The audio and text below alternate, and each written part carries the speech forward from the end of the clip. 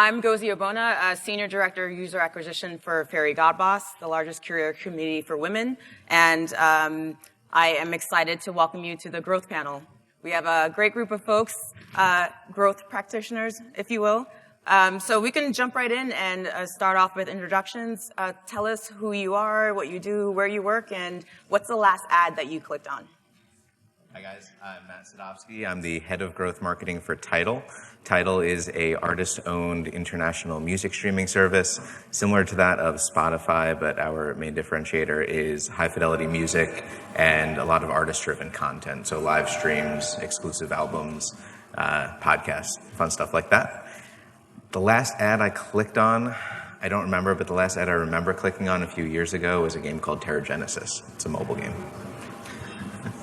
I'm Sam McClellan. I'm the head of growth for Musician, the company that, music education app that allows you to learn guitar, bass, ukulele, singing, a couple other instruments in there as well. I'm in charge of our user acquisition and our ASO and content teams. And the last ad I clicked on was for a company called The Big Blanket Company. Basically scrolling through Instagram, and Steph Curry and Kevin Durant were up there basically talking about cold feet and other weird things. So I ended up clicking that. So looking forward to seeing what sports stars are in the retargeting stuff. Hello everyone, I'm Ivy Chung. I'm the growth marketing manager at PeerStream. My responsibility is to manage the media budget and also find the most efficient channel to acquire users. The ad I clicked recently, actually is this morning. I was watching a YouTube video and accidentally clicked on an ad called Smoother, the singing karaoke one. Since I started working on the ads, I barely click on any ads. Ben Kaplan. I lead business development for MoPub, which is a part of Twitter. MoPub is a full platform solution that focuses on growing and monetizing publishers and their apps. And the last ad I clicked on, similar to Sam, was on Instagram. It was for a company called Master and Dynamic, which I'm not sure if I see some nods, headphone company. Also a partnership with Kevin Durant, ironically enough. But they got me with one of those product ads. Yeah, Katie's big in New York right now, so. Hopefully. Yeah, come on. My name is Mike. Excited to be back again this year. Position MakeSpace is on-demand self-storage. So think of Uber, but for your stuff. We the storage experience more and more user-focused. We'll come to your house, pick up your stuff, store it, and deliver it back to you, and you don't have to lift a finger. The last ad I clicked on was most likely for hats or sneakers. So there's just so many of them, I can't even remember. Yeah. All right, so I'd love to go down the line and ask each one of you to tell us what's one channel that's driven really great performance for you, or a channel that you've seen a brand really execute well on it. Sure. So I think on my side, especially in the last year, there's been so much talk about like DSPs and programmatic, and as marketers, we love it because it's less work on our side to buy on those channels. But I actually think the channel that's kind of underrated on the mobile growth front is actually direct affiliate channels. So working directly with publishers and negotiating deals where either you're working at a CPM that's better than what you can get through a DSP or a network, or even on performance basis with partners that do make sense. So we've seen some pretty strong results on the Tidal side. I think for me, it's going to be Reddit. It's one of those things where, like, as we've seen people kind of move away from, well, not necessarily move away, but have some brand concerns with things like YouTube and Google inventory, as well as Facebook's sort of woes. Reddit's scale essentially has the ability to kind of replicate some of that with being able to target certain subreddits and that kind of thing. We've done some of it. We also see companies like Masterclass and some of the gaming companies doing it. And being able to kind of target that way based on people's interests is kind of a very effective way of scaling. For me last year, I think the channel is most effective is actually the organic channel, not paid. Because you need to understand where your customers are and what kind of sites or platform they are on. And then actually you just put your brand there. You don't need to pay anything. They just come to your products organically. And the other channel paid I find most useful is Google UAC. Actually dropped the acquisition cost down 50% with UAC install type of campaign, and also drive an extremely good ROI with UAC campaign on Android. So Ivy, when you say organic, is it own channels, email, social? For example, like if you Or are search. downloadable software, you can actually put your software on download.com for free listing, and then a lot of customers just go there to download. Gotcha. So I was actually going to say similar to Sam again. So Reddit's a big channel, especially like social book marketing sites on a larger scale. I would say what's been really interesting for me to see is less about one channel specifically, but more about how app marketers are leveraging multiple channels and getting creative to those channels. So a really prime example that I'm seeing most recently is the new Harry Potter Wizards Unite, which is similar to the same folks who did Pokemon Go. But the idea of basically creating your normal world and adding this layer on top of it, if you look at the creatives that they're doing in broadcast or doing display versus what they're doing on social, they're each catered to those platforms, and what they're doing is creating a great awareness and intent to download based off of chatter around Untitled. Yeah, I mean, so bottoms up is sort of how we scale. So, the foundation is basically optimizing everything from a content perspective and driving as many people as we can organically. But when we've built on top of that, it's always been primarily search. There's always ways you can improve search. There's always testing you can do in search. You should always be doing that. So that's always been our best. When we're talking about supplementing that and sort of, bottoms upping, we've had a lot of success, not only with a few things, I'd say, actually. The direct publisher buys. So these are publisher partnerships where we work alongside, niche publications or even some larger ones to create the right kind of content, and then work with other niche publications to not only drive people to our site, but also drive people to the niche publications that are doing the branded content. And that path has actually shown an incredible amount of stickiness. And that's an area where we can kind of organically get in front of them.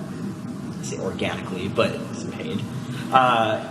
And develop a lot of trust. And once we get that sort of, effectiveness, we find that a lot of people go back again and again to some of those niche publications, and that earns a lot of trust. And we work with them to, provide budget to drive traffic to their site too. Sort of a win-win for both of us. And we've seen that be really good. We've also done a good amount of direct mail. I feel like direct mail is making a really big comeback. And then streaming TV, especially connected TV and OTT.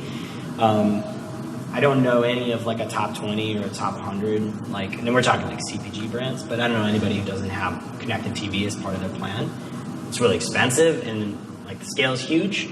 So it's not for everybody, but if you're a brand that's doing large DMA, I would definitely say that is an area where you can get a tremendous amount of penetration. You can do device and networking testing, and then you can also scale and find what works at a decent CPM. So Awesome. So Can I ask a question on the branded content piece? Yeah. So that's more of an upper funnel thing. Are you then retargeting those users to drive them down? How are you leveraging that to drive more kind of DR or downloads at the end of the day? Yeah, so I mean, it's driving a lot of awareness in some of the newer markets. Okay. Although honestly, it's usually the more existing markets and larger markets that we try to build on top of. Mm-hmm. We track through a bunch of different parameters in our multi-touch attribution model that they basically will come back and forth. And then when they do make it to our site, we then put them into our funnel. It is a longer tail, so it's not maybe as direct response, but we're also a high consideration product. So our product isn't something that is click, download, start right now. We have to figure out how much stuff you have. We need to get you on the phone. We need to set a delivery date. We need to agree on a price. And it's a commitment, so it's a little bit longer. I wouldn't say it might not be the same growth channel for everybody, but it does generally drive a lot of the phone call and selling for us. And so we will retarget them. We don't always need to, though. And to be totally honest, it actually cross-distributes with our organic and paid search quite a bit. So it'll come in something that's last click as an organic search or as a paid search. But we can see across the MTA path that they've gone back and forth to several of our niche publications, like a dozen times. Also, yeah.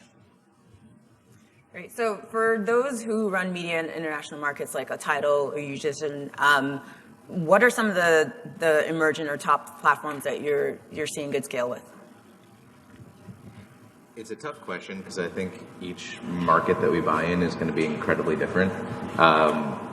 What we do see is that Facebook is still a great way to kind of get your way into a new market if you haven't touched there yet. I think, as you're still trying to figure out what your consumer is going to engage with, how important localization is for that consumer, and really just to understand what's different about this market from any other market you're buying in. For us, that's our first place that we go. But then what we actually do see is on the kind of direct publisher, direct affiliate side, we find which apps are kind of hot in that region right now. We worked with this one app that worked with them in a couple of countries, and they said, hey, we're launching in Spain. They ended up being the #1 trending app in Spain for about a week. The same week that we were the top advertising partner on that app, and drove, probably 10,000 users in 1 week just from Spain on one app. So, it's kind of a little bit like the lottery in that case, but if you could really develop those good relationships with direct publishers in emerging markets, and what content's resonating with them, that can go a long way. Yeah, similarly, Facebook and Google are the obvious answers in sort of getting started.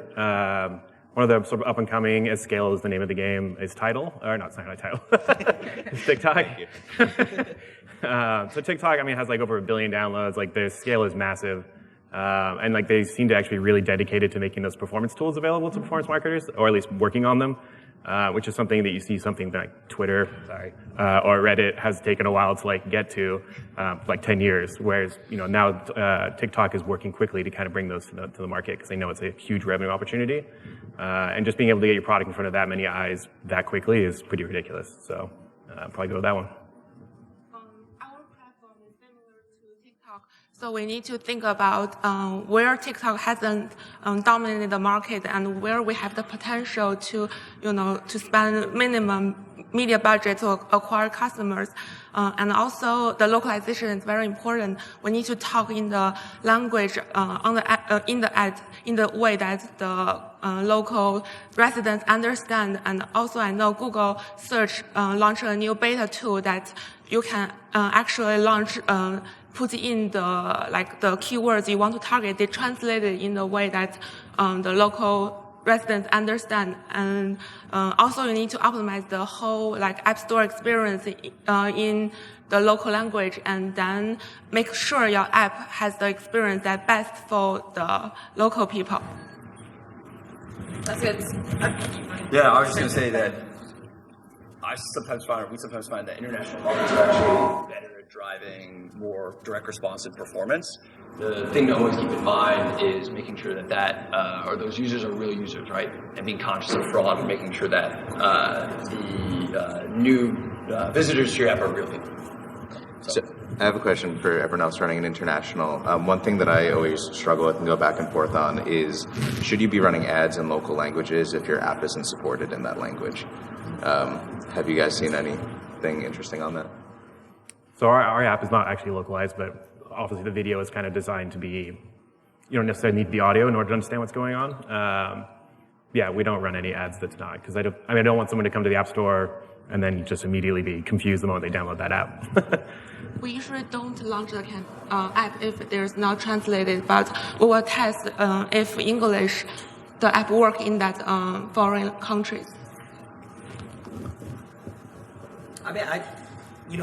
Yours is a really, really interesting case because music can kind of transcend even language. Yeah. I listen to a good amount of music that I have no idea what they're saying. That's true. And really enjoy it. So, there's French rappers that are amazing, right? So, I kind of use case specific.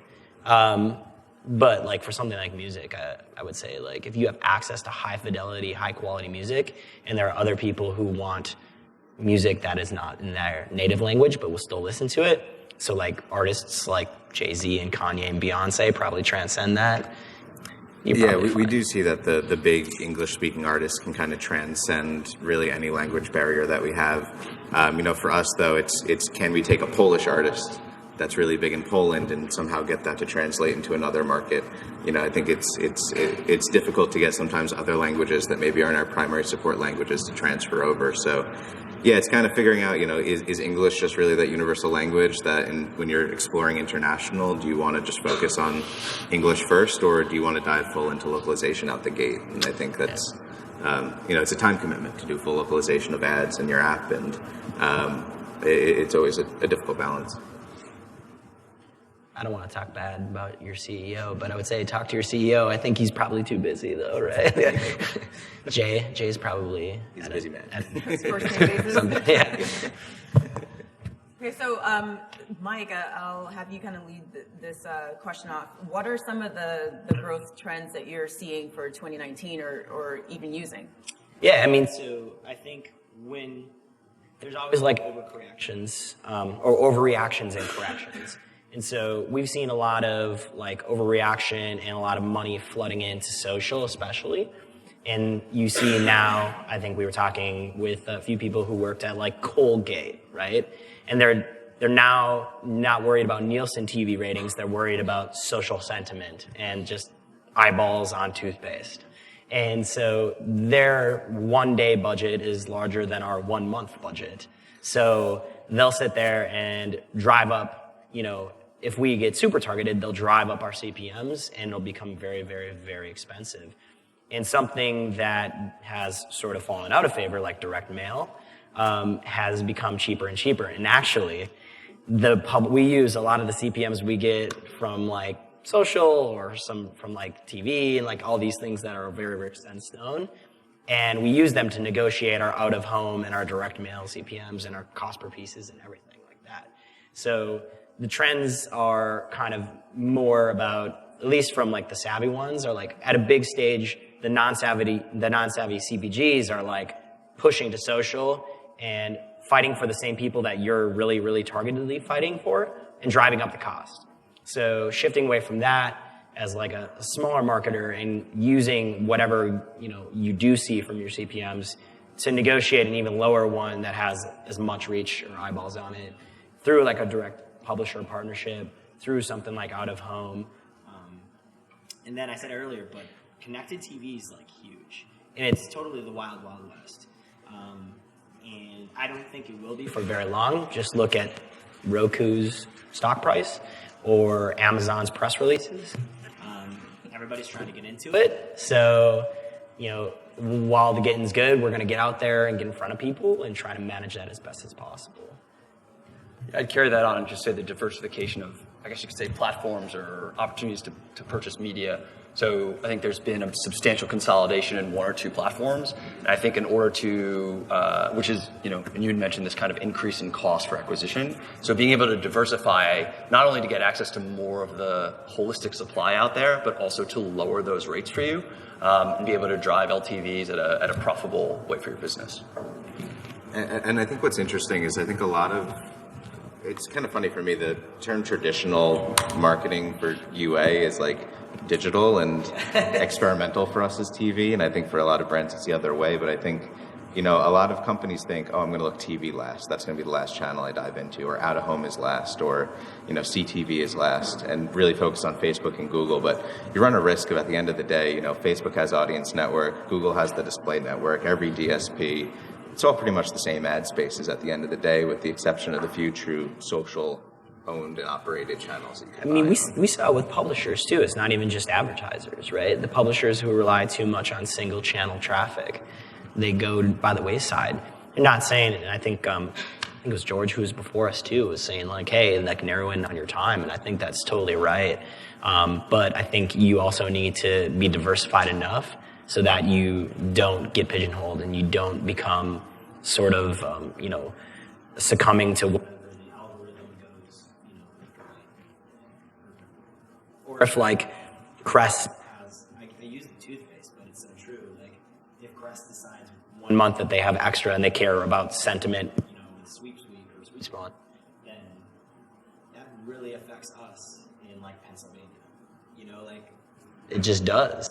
And I know that. So I have my limit, I have my prices, I know my conversion metrics, and if it's above or below, and I know I can go somewhere else and scale that spend somewhere else, I'm going to do that. So Sam, in terms of UA channels, what's not working as well as it used to, or where are you shifting budgets away from? Yeah, so we sort of had a delayed introduction to UAC. So when Google moved to their sort of mobile apps platform to basically have it all be all-encompassing, you have no control. We had a delay on that, but the moment we actually basically were forced into that system, we saw our CPAs rise by 5x. So that was sort of okay, you've hit a wall, and it's not one of your major channels. And so that was like our bigger, it's sort of back and forth with Google to kind of find a way around it, or if there's a way we can hack it, which obviously there isn't, unfortunately. And so we've kind of been working with them a little bit on how do we sort of optimize that a little bit better, and how do we kind of use our apps and our events to kind of force the system to work in our favor. We've fortunately been able to do that, so we've actually come down to where we kind of originally started. But it was just one of those things where the moment you take the controls away from us and we actually know what we're doing, it's going to have an adverse reaction. And I've heard UAC works for some companies, but it didn't work for us. So, and it's also part of a larger trend I see with just performance marketing in general, is they're moving more towards don't give you full control.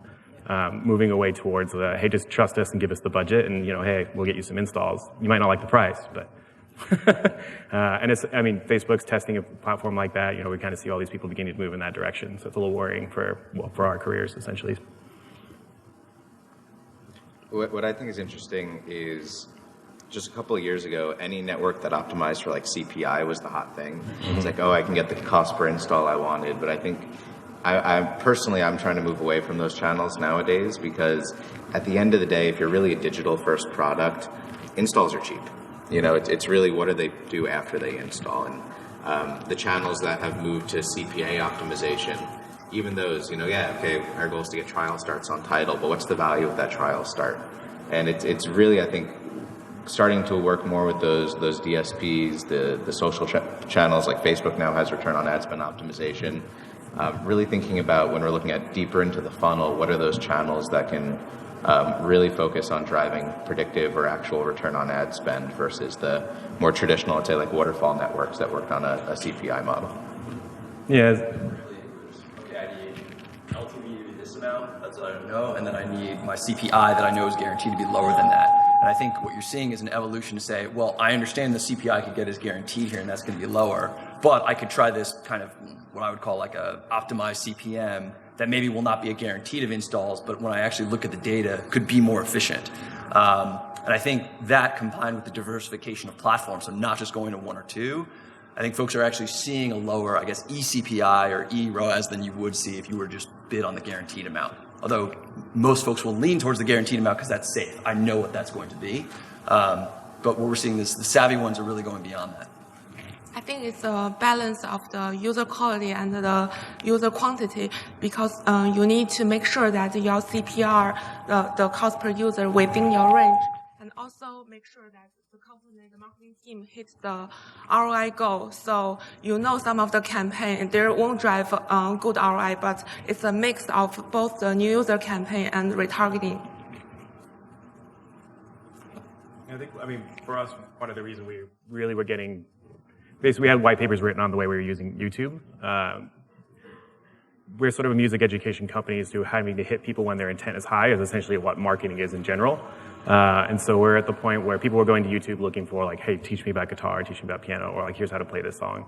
And being able to actually hit them at that moment of intent was that was the key to actually making that low cost scale, at a very big pace and millions of users. And the moment they took that away, that was that okay, if we look further down the funnel, it's not going to work out. So last question before we open it up for questions from the audience. Hopefully you can get a couple in. So even as early as a few years ago, it used to be in the early days, you could just spend a lot of money, acquire as many app users as you can for the lowest price possible. In this current environment, can brands still buy their way to growth? Yes.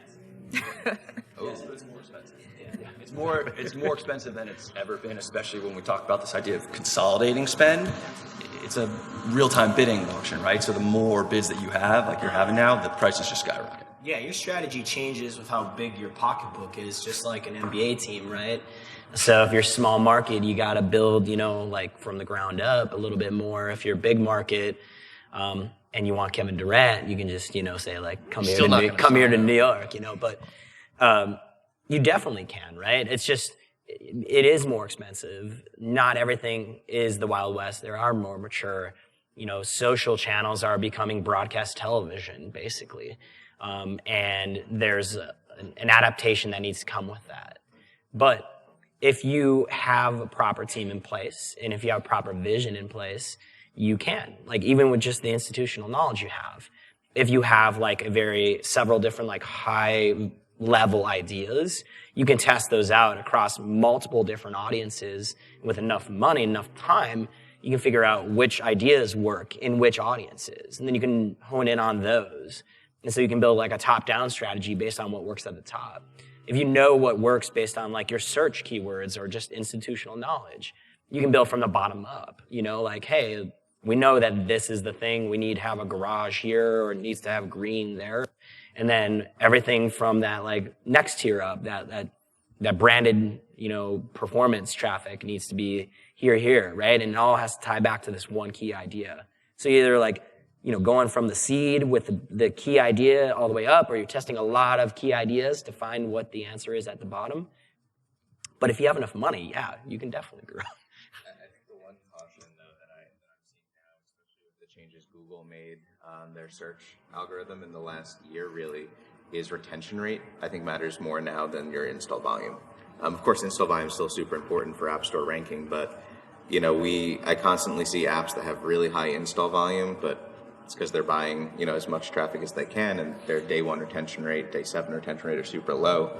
They're going to rank 140th in their category, 200th in their category. There's limitations on how far you can move up in ranking, but user base, sure, you could always buy with money. That's your job as, like, a growth marketer, though. Like, our job, if your job as a growth marketer is to get 1 million downloads, you don't have the right boss.